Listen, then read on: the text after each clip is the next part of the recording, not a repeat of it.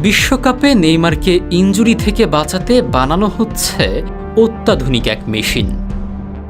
Brazil জাতীয় দলে নেইমারের প্রত্যাবর্তন মানেই এক অন্যরকম উত্তেজনা, আর সেই রাজকীয় প্রত্যাবর্তনের জন্য নেইমারের পায়ে এবার থাকছে বিশেষ সুরক্ষা।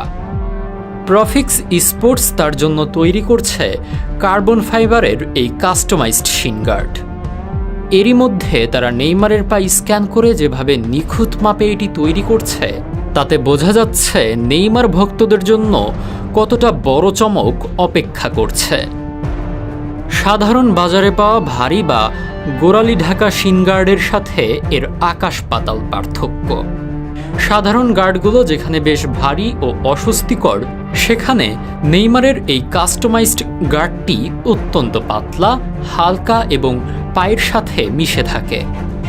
এমন প্রিমিয়াম গার্ডের দাম সাধারণের ধরাছোঁয়ার বাইরে, যা 1000 টাকার সাধারণ শিন গার্ডের চেয়ে কয়েক গুণ ব্যয়বহুল।